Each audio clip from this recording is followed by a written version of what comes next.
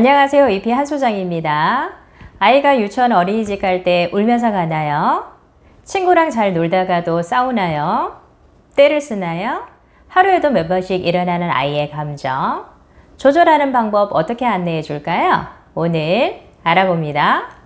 EP에서는 학부모님 대상으로 설문조사를 했습니다. 주제는 부모 교육에서 가장 듣고 싶은 게 무엇입니까? 였습니다. 그 대답 중에서 가장 많이 나온 것이 감정 조절과 관련된 부분이었습니다. 그래서 오늘 감정 조절, 감정 코칭에 대해서 이야기를 한번 해보겠습니다. 감정 코칭 이야기하기 전에 제 딸아이 4살 때 있었던 일을 하나 들려드리겠습니다.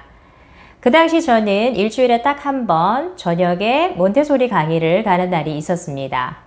그날은 저희 시어머니께서 저희 집에 오셔서 하룻밤 묵으면서 제 딸아이를 봐주셨습니다. 엄마랑 평상시에는 잘 떨어지던 제 딸아이가 그날따라 떨어지지 않고 헤어지기 싫다면서 울고 있었어요. 몹시 당황스럽죠?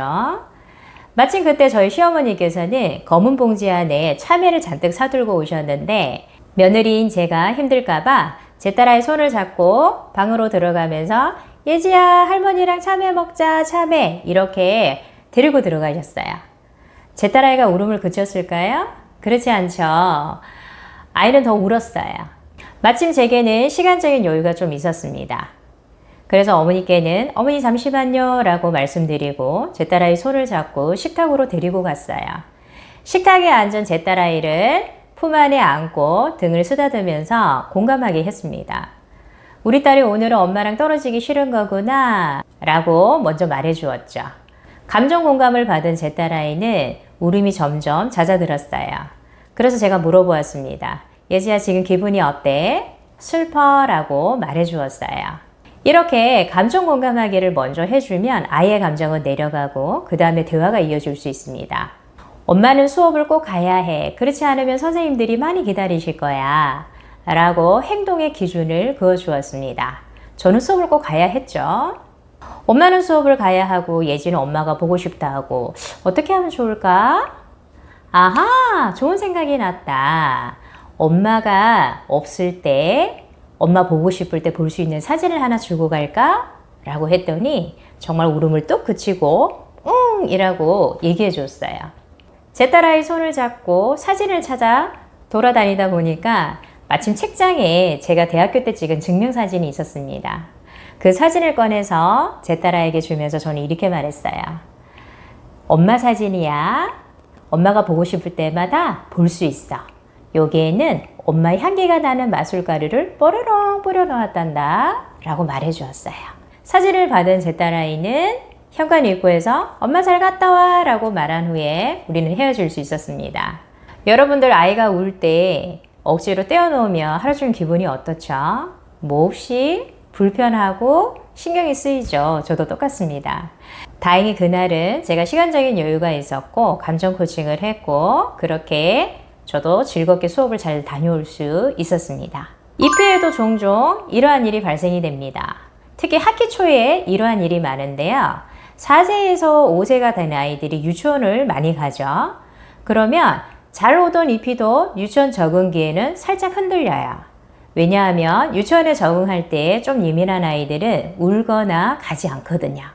그러면 EP에 잘하던 수업도 흔들리면서 EP에 오지 않으려고 하는 아이들이 종종 있습니다. 그 아이들은 제가 제 딸아이에게 했던 것처럼 똑같이 감정 코칭합니다. 한 아이는 EP에 올 때 어머님 사진 그리고 아이가 좋아하는 애착 인형 들고 오게 했습니다. 지금은 무난하게 수업을 평상시처럼 잘 받고 있습니다. 정리해 보겠습니다. 감정 코칭 3단계로 말씀드릴게요. 첫 번째 감정 공감하기입니다. 감정 공감을 받아야 아이는 내 감정을 존중받았다고 생각을 하고요. 그로 인해 자존감도 올라갈 수 있습니다.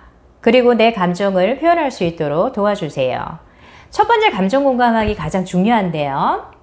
그것을 해야 아이가 감정이 내려가고 그 다음 단계로 우리가 넘어갈 수 있기 때문에 그렇습니다. 두 번째, 행동 기준 그어주기입니다.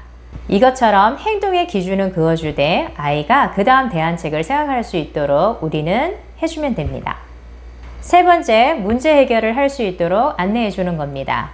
제 딸 아이 예시를 든 것처럼 행동의 기준은 그어주되 문제를 해결할 수 있는 방법을 안내해 주는 거죠. 이때 높은 연령의 아이들은 그 해결점을 스스로 좀 생각해보고 찾아볼 수 있습니다. 물론 다 그런 건 아닙니다. 그런데 어린 연령의 아이들은 그 해결책을 찾기가, 생각하기가 너무 어렵죠. 그러면 우리는 두 가지 정도로 제안하기를 할 수 있습니다. 제안하기입니다. 하세요가 아닌 제안하기인데요. 예를 들어서 A라는 방법을 할 수 있을 것 같기도 하고 B라는 방법을 할 수 있을 것 같은데 라고 하는 것이 제안하기입니다. 제안하기를 하고 선택은 누가 하죠? 아이가 하게끔 하는 겁니다. 그로 인해 아이는 문제 해결력을 키울 수 있습니다. 이 감정 코칭을 수시때때로 받은 아이는 내 감정이 일어날 때마다 내 감정을 잘 인식하고 그것을 해결하는 스스로의 방법을 잘 찾아갈 수 있게 됩니다. 세 가지 정리되셨나요? 첫 번째 감정 공감하기, 두 번째 행동의 기준 그어주기, 세 번째 문제 해결력 키우기입니다. 감정 코칭 하지 말아야 할 때도 있습니다. 첫 번째, 시간에 쫓길 때, 두 번째, 다른 사람이 있을 때입니다. 이것은 시간적인 여유를 가지고 진정으로 아이랑 소통을 할 수 있을 때 감정 코칭을 하라는 것입니다. 오늘 감정 조절, 감정 코칭에 대해 얘기해 보았습니다.